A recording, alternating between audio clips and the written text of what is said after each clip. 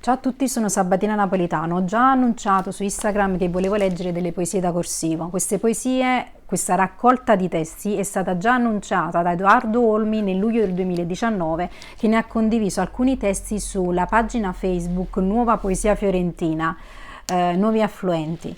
In ogni caso non fatemi sempre fare gli stessi discorsi, io sto all'ultima fase di corsivo, non fatemi sempre parlare del fatto di come si scrive la poesia e di come si scrive la narrativa. Probabilmente in un altro video descriverò la tecnica che ho usato per arrivare alla fine di Origami.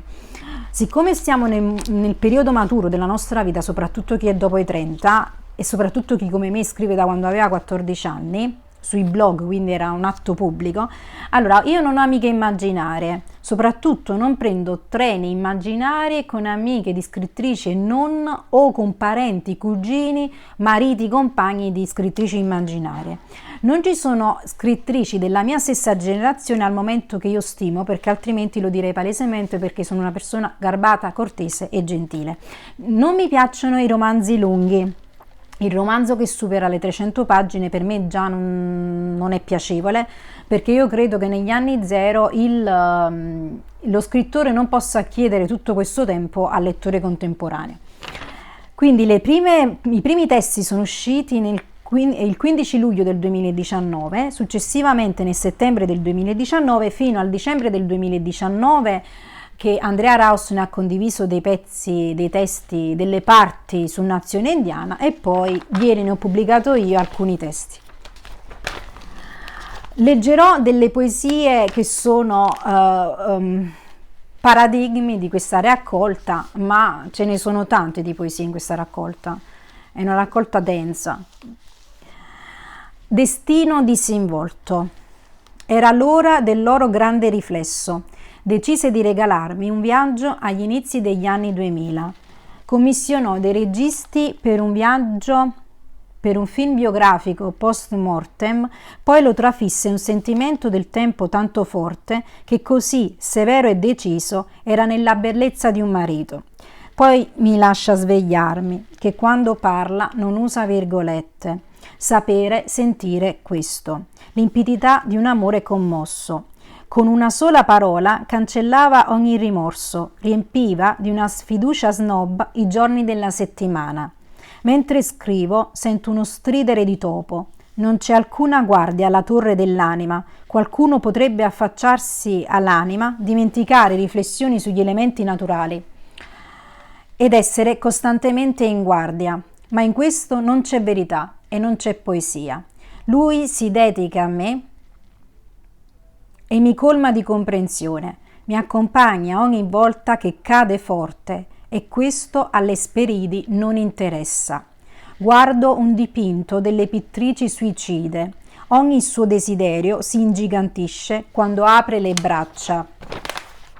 È indicativo il mistero. Ho poggiato le mie fantasie sul tuo ombelico di poeta. Dei film che mi piacevano non ho più memoria. Ho solo tante possibilità necessarie davanti a me. La dolcezza del parlare d'amore, valenze idilliache, fortemente simboliche, la mia libertà legata alla sua.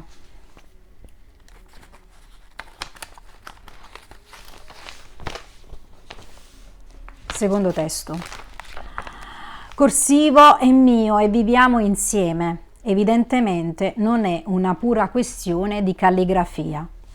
3 anni dopo. I sensi del sonno sono nei dettagli delle conversazioni. Di sera ho un'insonnia modesta nella strettoia del buio.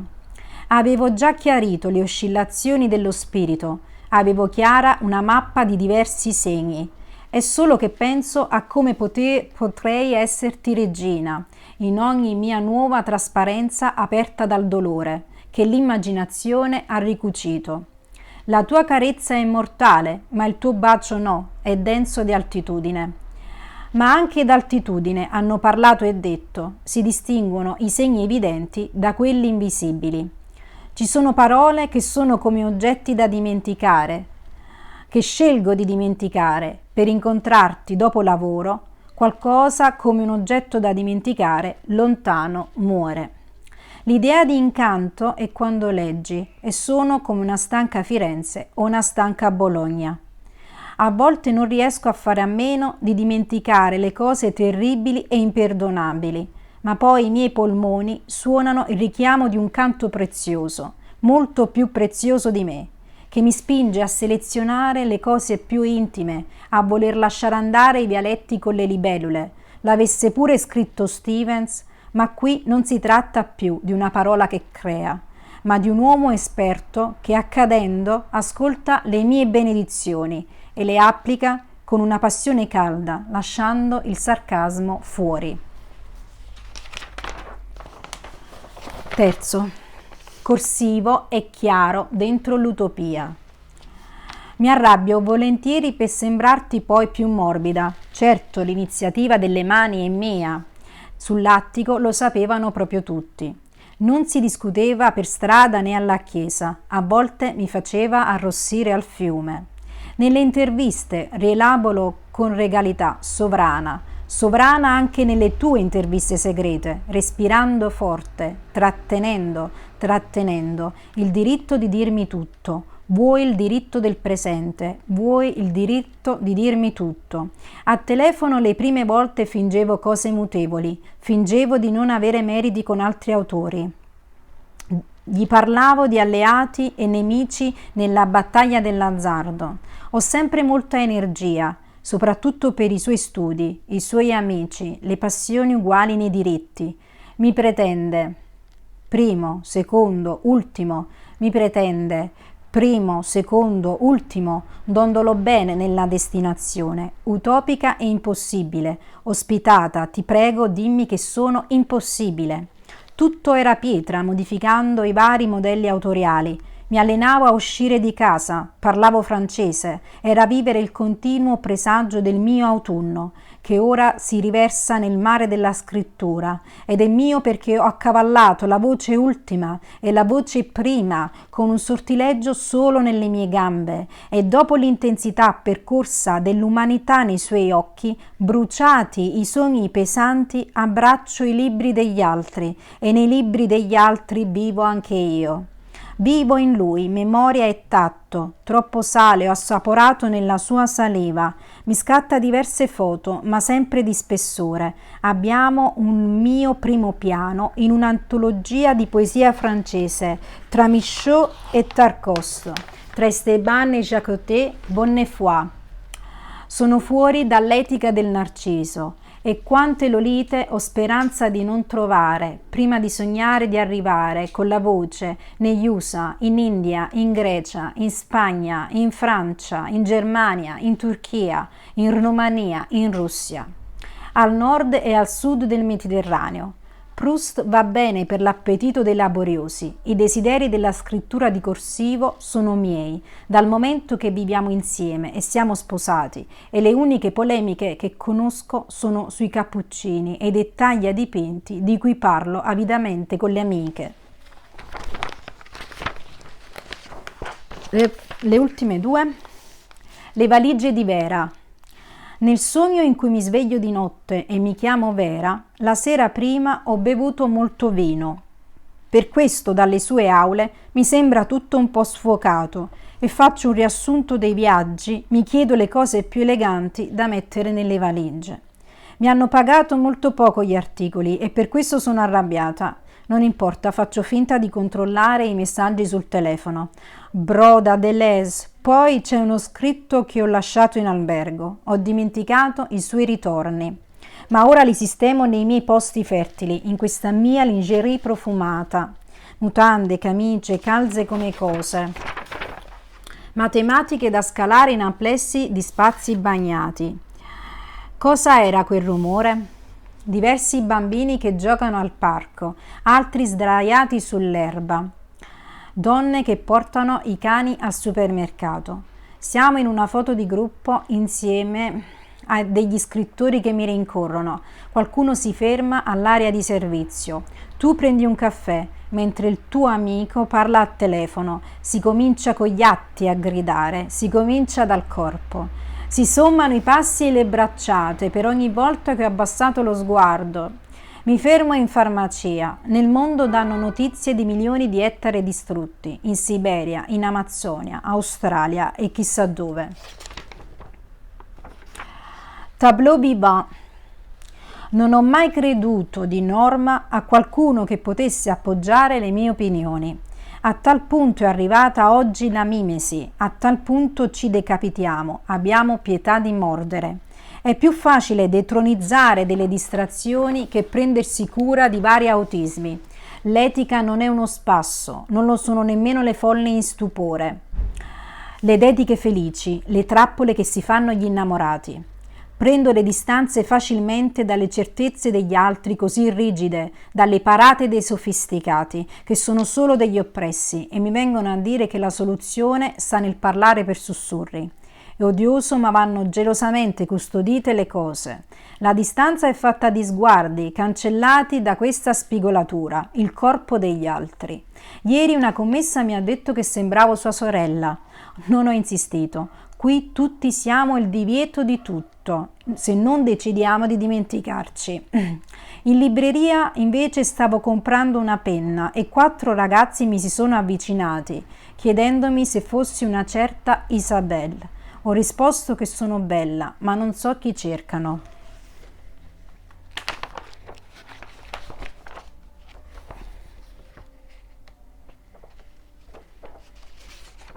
Equitazione. Preferisco qui, preferisco gli inizi, gli esordi, i prima, i d'accordo. Preferisco quando mi chiamano signora. Preferisco le cose concrete, preferisco i privilegi miei pazienti, il mio nome per intero. Malgrado tutto, appendo ogni tua foto alla logica comune. In questa stanza tua il piacere è capovolto, prolungato. Lo so, ce l'ho fatta ad essere qui, ma mi sento ancora timida e un po' disorientata.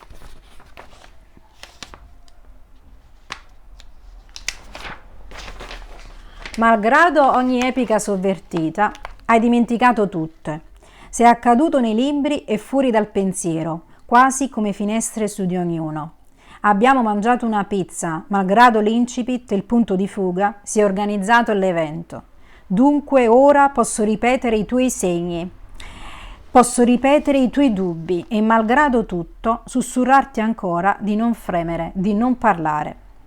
Anche se alcuni redattori qui mi dicono che dovrei evitare sia gli allacci che le rotture, perché se lui era un architetto esperto, mi faceva arrivare qui già da tempo. L'ultima. Fuori dai tuoi uffici. Voglio visitare le Fiandre, Bruges, Gand, Bruxelles, Lovario. Visitare i posti della pittura fiamminga del maestro di Flemand, Jan van Eyck. Ho davanti a me uno dei particolari di Bosch. Ogni dipinto nasconde la storia di una folla. C'è per esempio Cristo e l'adultera. O ancora, nei 7 peccati capitali, sotto il Cristo c'è questa scritta: Cave cave, Dominus videt. C'è un uomo grasso seduto a tavola, che è l'allegoria della gola. La superbia invece è una donna che si aggiusta all'acconciatura davanti a uno specchio sorretto dal demonio. La nave dei folli invece è dedicata al poema di Brandt. Ci sono sul tavolo delle ciliegie in un piatto bianco. In cima all'albero della nave un gufo. Cosa è questa icona? Si tratta del trittico del carro di fieno. È anche questa l'allegoria della vita umana. Come puoi notare siamo condotti nella sua visione.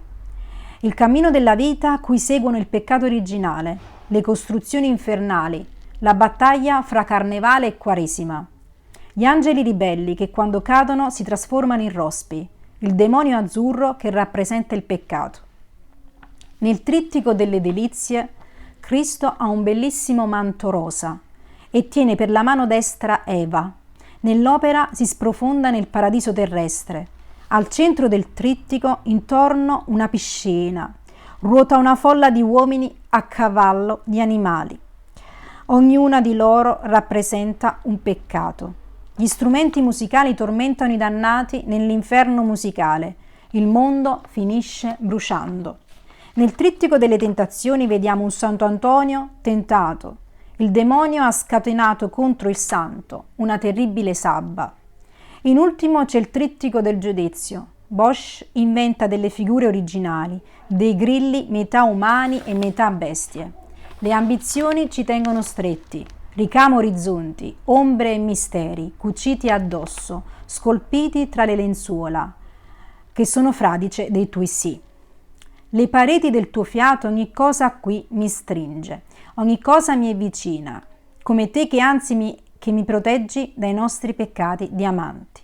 Le pentole tentano i segreti che ci diciamo, così vestiti nell'armadio si gonfiano dei nostri umori.